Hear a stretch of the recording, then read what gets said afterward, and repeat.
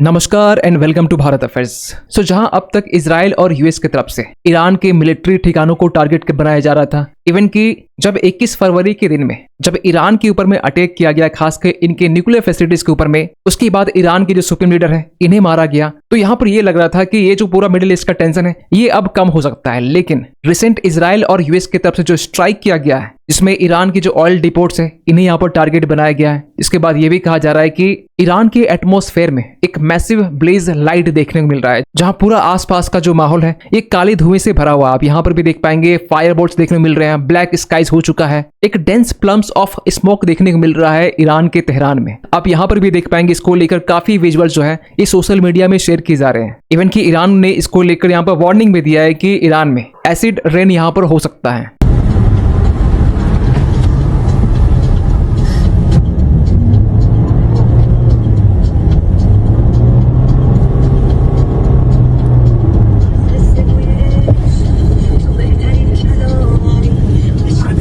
آدرنالین بیشتر میخوان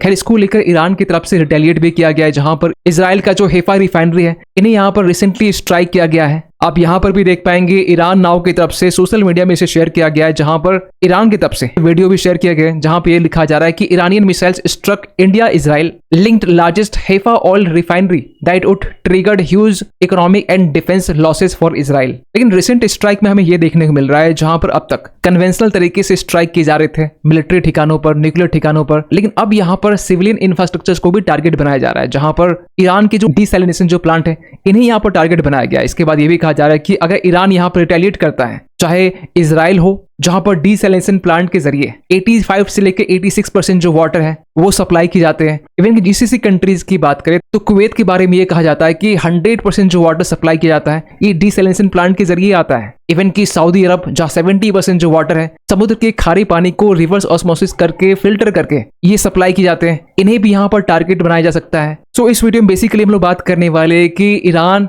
US और Israel की इस अटैक के बाद में अगर ईरान स्ट्राइक करता है जीसीसी कंट्रीज के डिसैलिनेशन प्लांट के ऊपर में, ऑयल डिपोट के ऊपर में, तो इसके कॉन्सिक्वेंसेस काफी सीवियर हो सकते हैं। सो डिस्कस करते हैं इस टॉपिक को डिटेल से। सो एक्चुअली हुआ ये कि 7 मार्च के दिन में इजराइल और यूएस की तरफ से एक जॉइंट मिलिट्री कैंपेन लॉन्च की जाती है, जिसका कोड नेम होता है ऑपरेशन मिडनाइट हैमर, जो कि यूएस इजराइल का मोस्ट डेंजरस फेज माना जा रहा है, जिसके तहत में ईरान का जो सहारन ऑयल डिपोट है आप यहाँ पर देख पाएंगे, जो कि तेहरान के वेस्ट में है, यहाँ पर टारगेट किया गया है। इवन कि तेहरान के नॉर्थ वेस्ट में जो फरदीद साइद ऑयल स्टोरेज फैसिलिटी है यहाँ पर टारगेट किया गया है। इसके अलावा भी जो तेहरान रिफाइनरी है, अगदेसिया ऑयल वेयर हाउस यहाँ भी टारगेट किया गया है, और इसके बाद कराज ऑयल डिपोट, इन 4 ठिकानों को यहाँ पर टारगेट बनाया गया है। इसके बाद ये कहा जा रहा है कि ऐसा पहली बार देखने को मिल रहा है जहां पर ये जो कोलिशन है, जहां पर यूएस और इजराइल दोनों यहाँ पर प्योरली मिलिट्री और न्यूक्लियर टारगेट से 2 कदम आगे बढ़कर अब यहाँ पर सिविलियन इंडस्ट्रियल इंफ्रास्ट्रक्चर को यहाँ पर टारगेट बनाया जा रहा है। और स्ट्राइक के कुछ देर के बाद में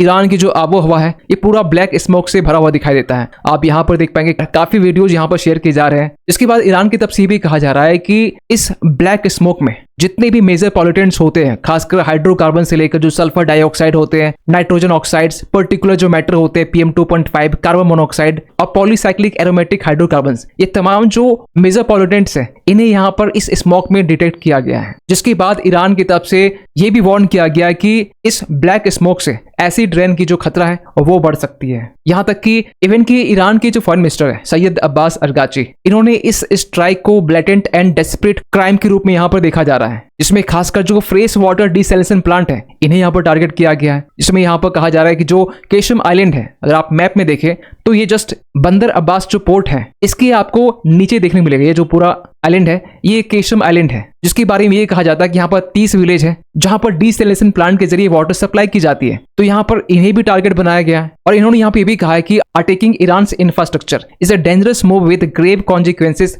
the US set this president not Iran. Even कि इजराइल की तरफ से अब ये क्लेम किया जा रहा है कि इन्होंने ईरानियन एयर डिफेंस को यहाँ पर कंप्लीटली न्यूट्रलाइज कर दिया है, जिसके बाद ये कहा जा रहा है कि अब इजराइल का ऑलमोस्ट ईरानियन स्काइज के ऊपर में टोटल कंट्रोल यहाँ पर स्टैब्लिश हो चुका है। और वैसे आपको बता दें कि रिसेंट स्ट्राइक में कुछ सिविलियंस की यहाँ पर जान भी गई है ईरान में, जिसके बाद अब ये कहा जा रहा है कि जो टोटल जो मृतक का जो आंकड़ा है ये 1255 तक ये पहुंच चुका है। खैर यहाँ पर ईरान ने ओनली कंडेम ही नहीं किया है, ईरान ने अब यहाँ पर स्ट्राइक करना भी स्टार्ट कर दिया। आप यहाँ पर देख पाएंगे Iran strike Israel's Haifa refinery in response to attack on oil depot in Tehran. और इसको लेकर ईरान का जो IRGC है इन्होंने भी इस चीज को लेकर कंफर्म किया और एक वीडियो यहाँ पर शेयर किया गया ईरान की तरफ से। इतना ही नहीं, यहाँ पर ईरान की तरफ से जो लेबनान है जो इजराइल के जस्ट आपको नॉर्थ में देखने को मिलेगा जहां पर हिजबुल्लाह एक्टिव रहते हैं, इन्हें भी यहाँ पर कह दिया गया है कि आप इजराइल के ऊपर में स्ट्राइक करें। यहाँ तक कि ईरान की तरफ से ओमान के ऊपर में ड्रोन से स्ट्राइक किए जा रहे हैं, खासकर इनके पोर्ट्स को टारगेट बनाया जा रहा है। बहरीन, UAE इनके भी जो इंफ्रास्ट्रक्चर्स हैं इनके ऊपर में अटैक किए जा रहे हैं। और स्टेट ऑफ हॉर्मुज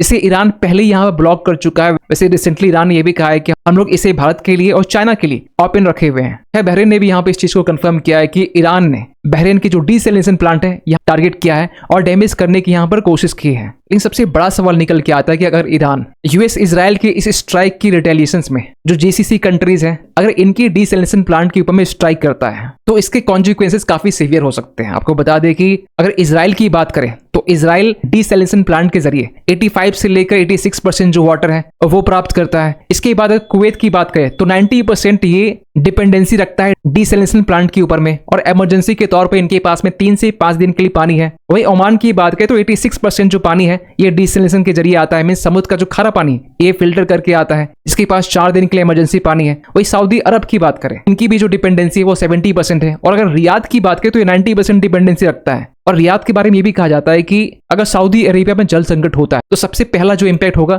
वो रियाद में ही होगा जहां पर 10 मिलियन के आसपास में पॉपुलेशन है। वहीं UAE कतर की बात करें तो 90% जो डिपेंडेंसी है वो UAE और कतर रखता है, जिनके पास में 3 दिन के इमरजेंसी रिजर्व है। वैसे आपको बता दें कि छोटे बड़े मिलाकर जो भी 6 GCC कंट्रीज हैं, चाहे UAE हो, बहरीन हो, कतर हो, Oman, Saudi Arabia, Kuwait, total यहाँ मिलाकर 400 के आसपास में यहाँ पर डीसैलिनेशन प्लांट है। अगर ईरान इसे टारगेट करता है तो इसके कॉन्सिक्वेंसेस काफी सीवियर हो सकते हैं।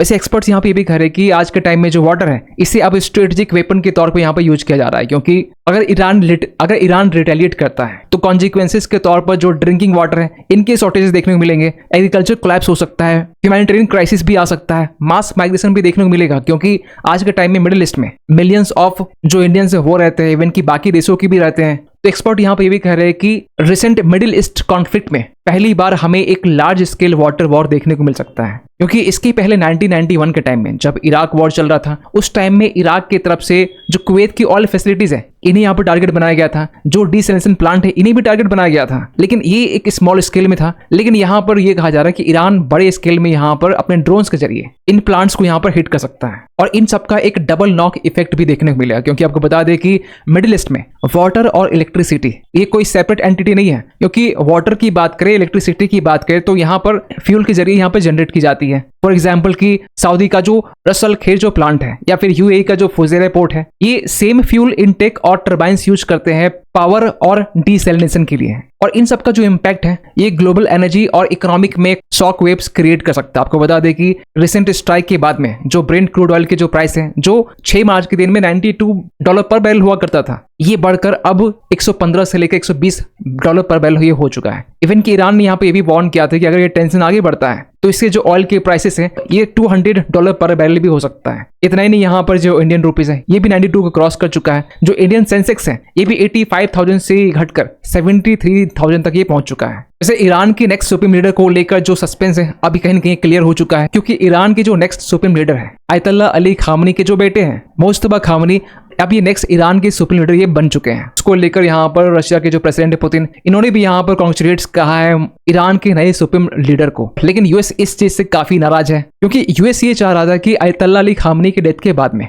ईरान में जो पॉलिटिकल सिस्टम्स है ये पूरी तरीके से डिस्ट्रॉय हो जाएगी, जो लीडरशिप क्राइसिस है वो देखने को मिलेगा। लेकिन ऐसा कुछ ईरान में नहीं हो रहा है। इवन कि ईरान ने यहाँ भी कहा है कि यूएस चाहता है ईरान को यहाँ पर 2 पार्ट में बांटना। एक वो पार्ट जहां बेसिकली ऑयल को ज्यादा प्रोड्यूस किया जाता है, क्योंकि अल्टीमेटली यूएस जो आज के टाइम में कर रहा है उसके पीछे 2 रीजन है। पहला तो यहाँ पे एप्स्टीन फाइल का जो मामला है, और दूसरा यहाँ पर ऑयल को लेकर। खैर, आप क्या सोचते हैं पूरे अपडेट को लेकर कमेंट कीजिएगा। मिलते किसी अगले वीडियो में, तब तक के लिए थैंक यू सो मच।